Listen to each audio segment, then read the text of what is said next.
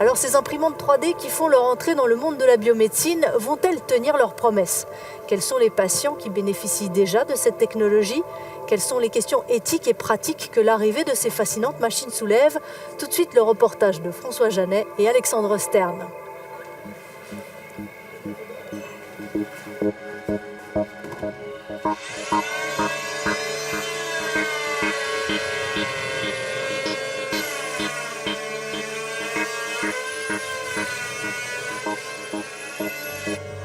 Chez Giliou Orthopédie à Carouge, on moule et on façonne la matière dans la poussière depuis des années. Mais aujourd'hui, dans cette entreprise familiale en banlieue de Genève, l'impression en 3 dimensions change bien des choses. La précision, c'est vraiment la chose la plus significative dans l'utilisation de l'impression 3D. Avant, nous utilisions le plâtre. Vous aviez la forme, alors vous mettiez votre plâtre, vous grattiez un petit peu ici, c'était très empirique. Maintenant, on scanne, on a la forme sur l'ordinateur et on dit exactement combien est-ce qu'on veut rajouter de matière ici, là. On peut former sur l'ordinateur nos formes. Ça, c'est incroyable. C'est des choses qui n'étaient pas possibles à l'époque.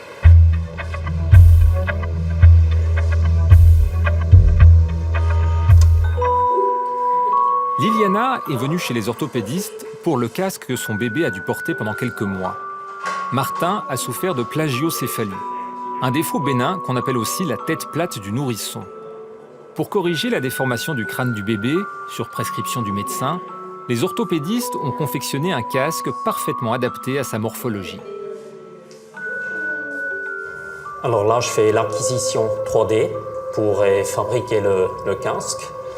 Et ça, c'est de la lumière structurée qui est envoyée sur l'objet reflété. Ça me donne un moule virtuel.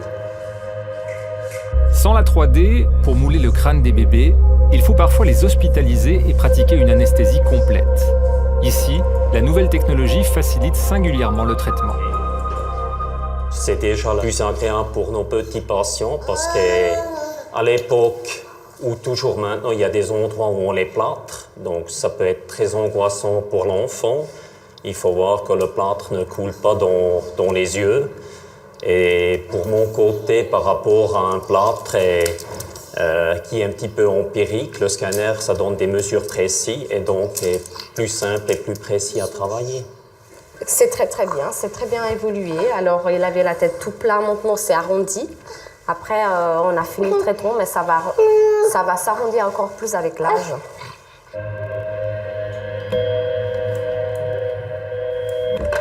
Les résultats, ils sont significatifs. Donc, puisqu'on fait toujours des scans de comparaison, on voit le résultat, comment ça évolue. En fait, je préférerais presque que je fasse quelque chose de plus rigide, une coque plus rigide. Et on peut choisir ce qu'on veut avec les imprimantes au niveau des bobines. Et les matériaux qu'on choisit nous donnent des meilleurs résultats par rapport à ce qu'on a utilisé précédemment dans l'orthopédie traditionnelle. Chouchou. Qu'est-ce que c'est, Marc?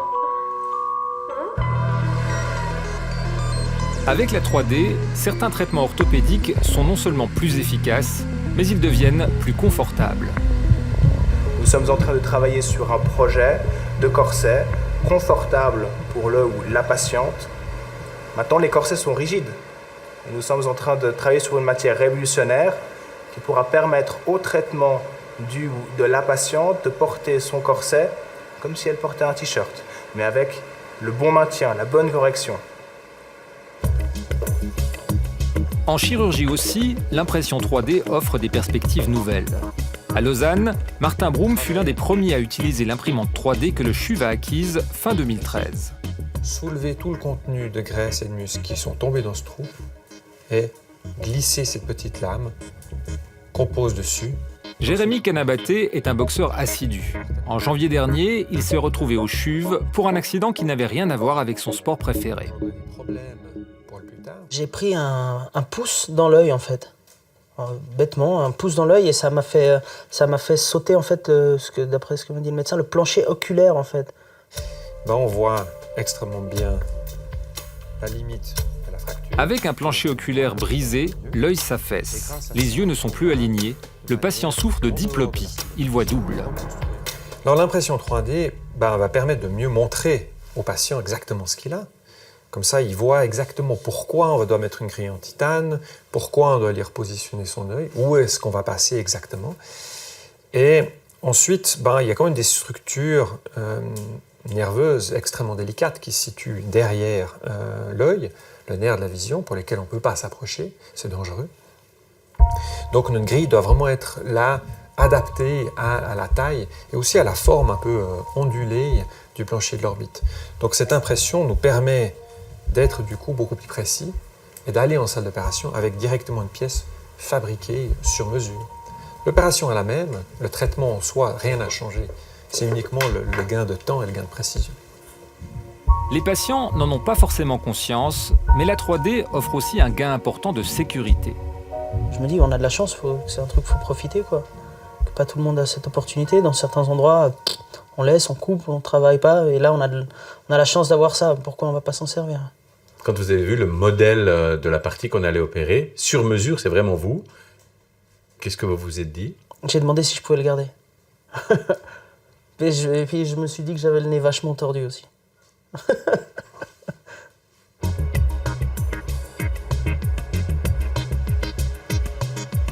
Les modèles qui permettent aux chirurgiens de préparer leurs interventions sont imprimés ici, au centre de reprographie du CHUV. Il faut compter une douzaine d'heures pour une impression 3D. La machine garantit une précision à 32 microns. Elle fonctionne un peu sur le principe d'une imprimante jet d'encre, sauf qu'à la place de l'encre, elle accumule des couches de plastique les unes sur les autres. Chaque couche est durcie par un flash UV. Et petit à petit, la pièce se construit comme ça. C'est supporté par de la cire qui monte en même temps pour supporter la matière puisqu'elle est liquide au moment de la fabrication. Le moment le plus critique, je dirais que c'est la sélection des zones à imprimer quand on part d'un scanner. Parce qu'on nous fournit aussi des fichiers déjà prêts à imprimer, mais quand on part d'un scanner ou d'une IRM, parce qu'il faut sélectionner la bonne zone. Par exemple, quand on est dans l'os, il ne faut pas prendre de cartilage avec. Il y a des zones osseuses qui sont tellement fines qu'on peut confondre avec le cartilage. Et on doit être au même niveau que la réalité, puisque le médecin va s'appuyer là-dessus pour préparer l'opération. Donc il ne faut pas qu'il ait de mauvaises surprises ou qu'il trouve des morceaux qui n'existent pas, ou au contraire qu'il y ait des trous dans ce qui existe. Le modèle imprimé facilite aussi le traitement des cancers de la bouche.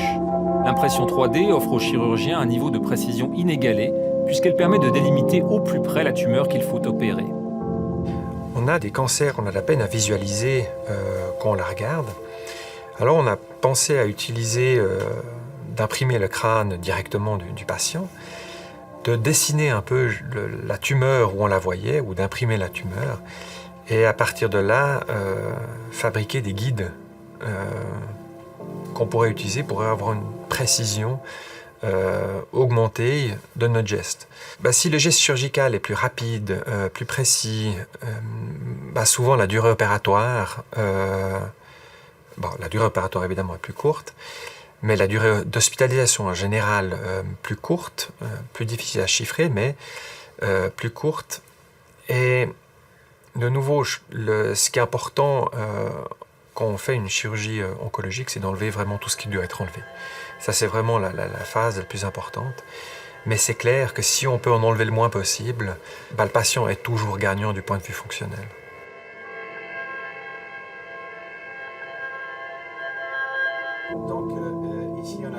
L'imagerie et l'impression en 3 dimensions permettent aussi une collaboration plus étroite entre spécialistes. Le chirurgien et le radiothérapeute, en comparant les images du modèle imprimé avec le scanner du patient, peuvent définir plus précisément les limites chirurgicales et mieux cerner la zone qui sera traitée par la radiothérapie. C'est vraiment un travail beaucoup plus collaboratif avec les autres disciplines. La décision ne se fait plus seule. La décision chirurgicale se fait plus seulement par le chirurgien lui-même, mais beaucoup plus en discussion avec les autres disciplines, qu'elles soient chirurgicales ou les autres disciplines médicales, par rapport à leur vision, leurs problèmes, leurs besoins. Martin Broom pratique beaucoup de chirurgie reconstructive. Il doit souvent pratiquer des transplantations éprouvantes pour ses patients. Parfois, il utilise des pièces en titane. Mais le plus souvent, ils prélèvent sur les patients un fragment d'artère ou d'os qu'ils transplantent ensuite dans la partie du corps à réparer. Mais bientôt, il sera possible d'imprimer sur mesure l'implant nécessaire et d'épargner aux patients ces prélèvements douloureux. Alors c'est le projet à long terme, c'est clair, c'est de pouvoir utiliser quelque chose qui est fait sur mesure, comme c'est le cas maintenant, mais avec un petit peu plus de précision dans des matériaux résorbables, par exemple, ou totalement compatibles. Les chirurgiens commencent à peine à utiliser l'impression en 3 dimensions. Mais le nouvel outil devrait se développer assez vite.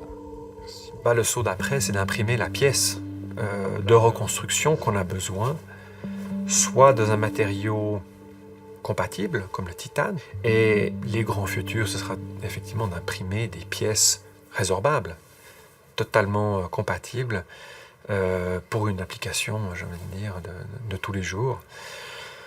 Et en tout dernier lieu, imprimer des tissus.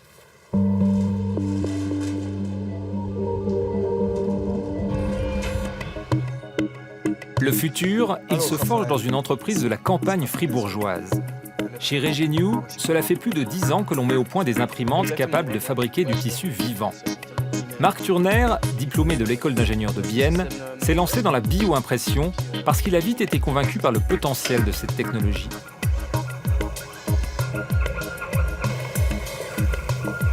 Ça commence avec un logiciel, en effet, puis avec toute l'infrastructure hardware. Donc on a une machine qui est composée d'un système robotique qui permet de déplacer des têtes d'injection. Donc à ce stade-là, aucune innovation. Cependant, ces têtes d'injection doivent permettre le façonnage ou l'utilisation de ces matériaux bien spécifiques utilisés en biologie, et c'est là où commence le grand challenge, c'est l'interface entre le besoin de la biologie pour avoir en fin de compte un résultat qui est des cellules vivantes, qui sont des cellules pluripotentes, etc. Donc c'est cette interface entre la biologie et la machine, l'hardware, qui est indirectement l'utilisation de matériaux non toxiques pour les cellules, des matériaux que l'on peut stériliser, etc. Et c'est là où le savoir-faire de Regenew a été fortement développé ces dernières années.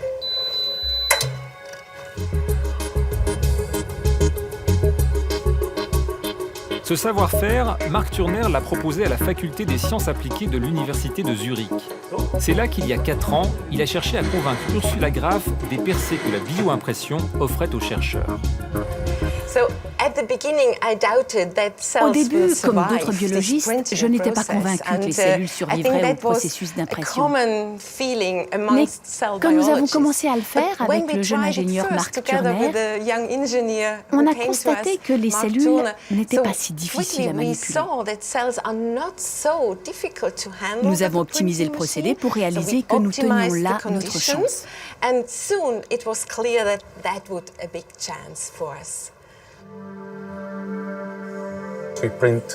Ici, nous imprimons en quelque sorte les cellules précurseurs. Elles doivent encore se différencier. C'est pour ça qu'après l'impression, les cellules sont placées dans un incubateur pour se développer et former le tissu voulu. Le laboratoire zurichois travaille en étroite collaboration avec l'industrie pharmaceutique. Ici, on a commencé par imprimer des couches de peau avant de produire des échantillons de muscles et de tendons. Ces tissus sont destinés à tester de nouveaux médicaments sur une source fiable et constante de cellules humaines. Oui, tester des médicaments est un premier objectif, parce qu'on peut le faire sans passer à travers tout un système de régulation. Mais l'autre but, c'est la médecine régénérative.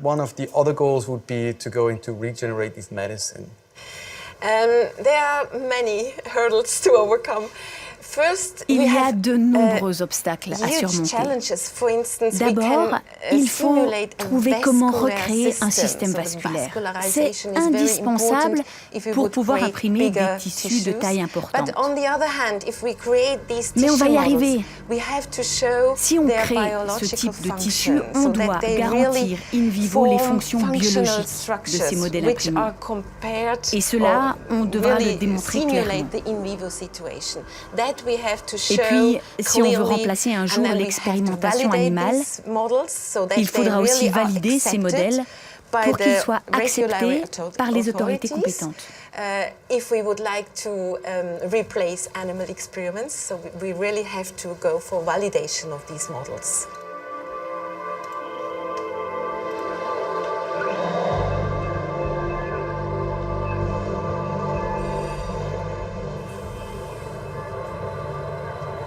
Il existe un autre domaine plein de promesses, c'est celui de la bioimpression de tissus, comme la peau ou les muscles.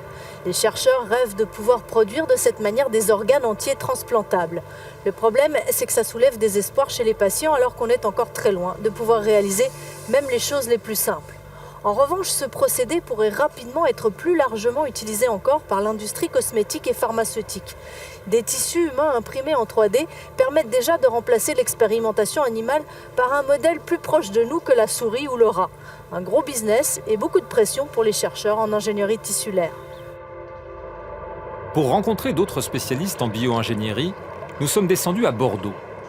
C'est dans cette ville des bords de la Garonne, à l'Institut national de la santé et de la recherche médicale, que Fabien Guimot fait avancer la recherche en impression tissulaire.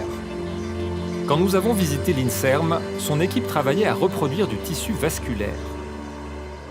Alors là, je vais préparer une encre pour pouvoir imprimer les cellules sur le biopaper qu'on vient de fabriquer.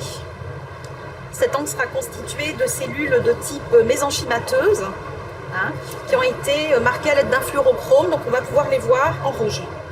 Les cellules mésenchymateuses sont des cellules souches qu'on trouve dans le cordon ombilical, par exemple.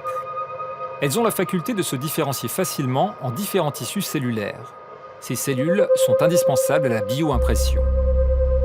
Pour fabriquer un tissu vivant, il faut disposer les cellules dans la bonne architecture, sur un support et un environnement adéquat.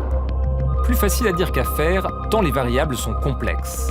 Une fois imprimé, le tissu doit encore se développer. On parle alors d'impression en 4 dimensions.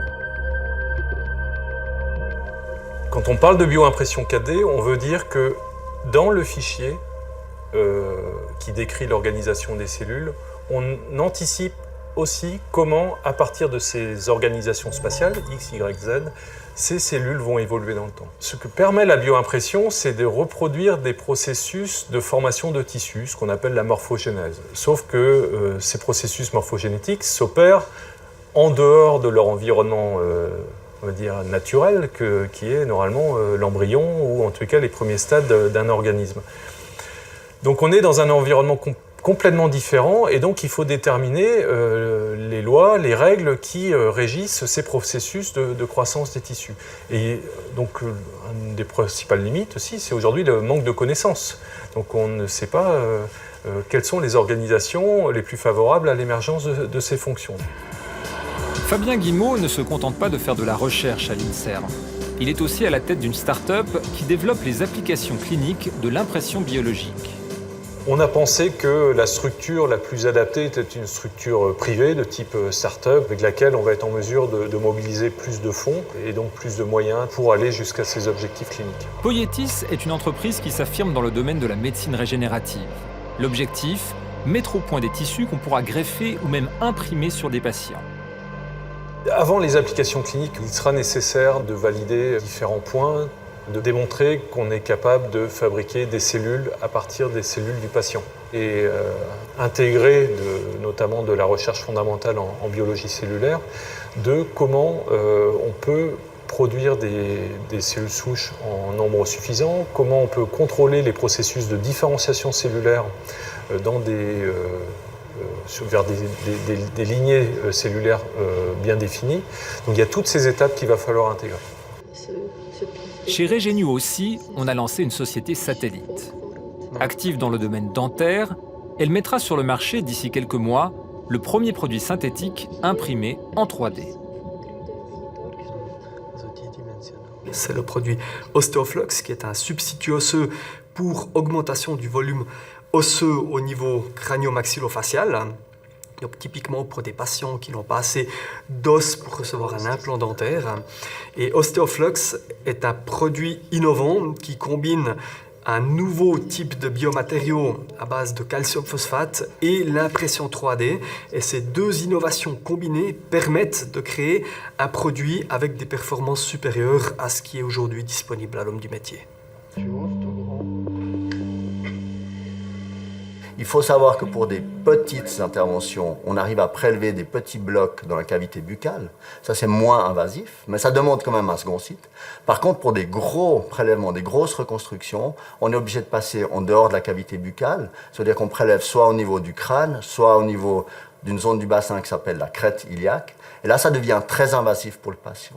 Donc, si on pouvait supprimer cette zone d'honneur, ce serait un plus vraiment important pour le patient. Pour nous, le plus, ce serait de façonner à la demande ces greffons. Donc on arriverait à individualiser totalement ces greffons et ça serait un gain de temps énorme lors des chirurgies et une adaptation qui est meilleure, donc peut-être une cicatrisation osseuse qui serait meilleure, voire plus rapide. Ostoflux a une bioarchitecture unique qui est générée par cette impression 3D avec laquelle on peut créer des pores, une structure de pores interconnectés qui traverse cet implant dans toutes les dimensions et qui sert en fait d'autoroute aux cellules du patient. Les cellules vont pouvoir pénétrer à travers ces pores et créer les vaisseaux sanguins, créer la vascularisation qui va régénérer le défaut osseux. Les enjeux de la bioimpression sont aussi économiques. La compétition sera sans pitié sur ce marché. La compétition, on va dire, démarre au niveau de la bioimpression avec une quinzaine d'acteurs aujourd'hui sur la place internationale, avec des moyens effectivement qui ne sont pas forcément les mêmes, notamment au niveau réglementaire ou éthique, avec des vraies différences qui existent, on va dire, entre le monde occidental et ce qui pourrait se faire notamment en Chine. L'enjeu, c'est que la bioimpression va très probablement être la clé pour le développement de nouveaux médicaments ou de nouvelles solutions thérapeutiques. Et le premier qui amènera ces nouvelles solutions thérapeutiques sur le marché se forge un avantage compétitif. Un avantage compétitif qui, dans ce secteur-là, est souvent lié à de grands gains financiers indirects. Mais avant de toucher le jackpot, il faut que les scientifiques progressent encore un peu. Les grosses difficultés pour nous sont de l'ordre de la compréhension des processus de croissance des tissus.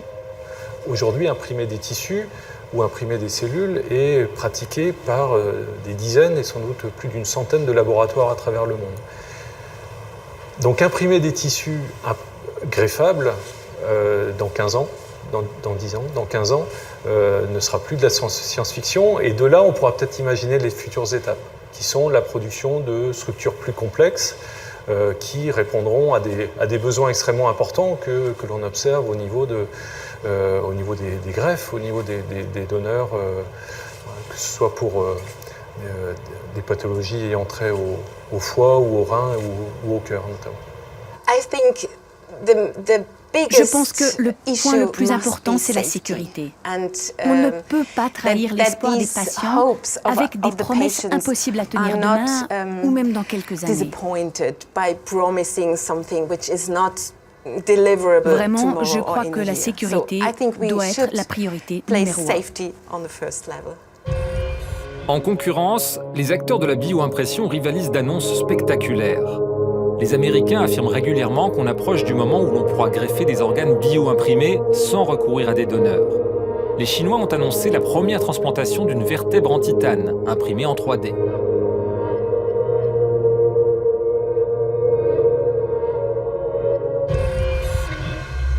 Les futurologues parlent même d'impressions biologiques qui pourront s'opérer directement sur le corps.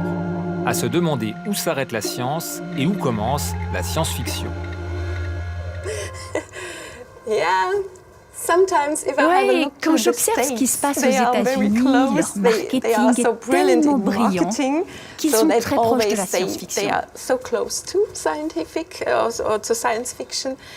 Pour moi, il est crucial de distinguer clairement ce qui relève du scientifique et de bien faire la différence.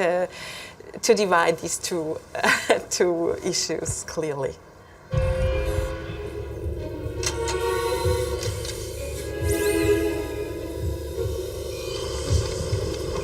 Régénérer un être vivant à partir de quelques cellules reste un fantasme. Luc Besson l'a illustré dans son film Le 5e élément. Mais il faudra encore des années avant d'être capable d'imprimer un organe fonctionnel. Il n'empêche que ces perspectives posent déjà des questions éthiques délicates. Tissue processing. Serons-nous capables d'augmenter nos capacités naturelles ou encore de rajeunir nos organes? Reconstruction complete. Remove the shield.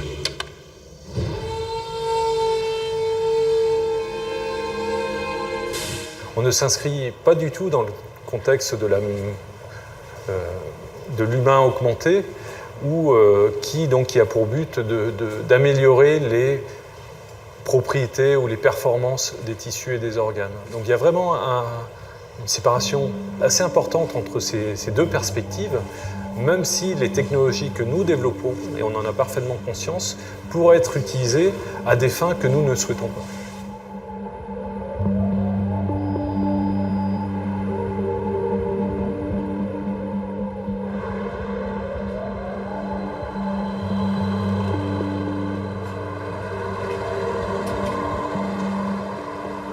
Les premiers essais de bioimpression en 3D ont commencé à la toute fin des années 80. Il y a encore peu, dans le monde médical, on haussait les épaules à l'évocation de cette technologie. Aujourd'hui, dans certains hôpitaux qui ont acquis une de ces imprimantes, ces mêmes médecins font la queue pour pouvoir l'utiliser. Et si un jour la possibilité d'améliorer, d'augmenter l'humain se présente, parions que c'est toute l'humanité qui se retrouvera dans la file d'attente.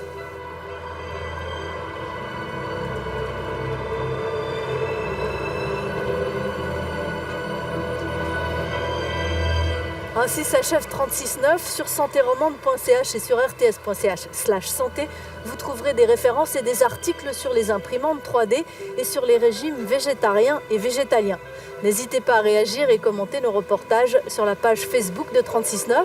Toute la rédaction est heureuse de partager avec vous ces explorations dans l'univers de la santé. Merci de votre fidélité, très bonne soirée et à bientôt.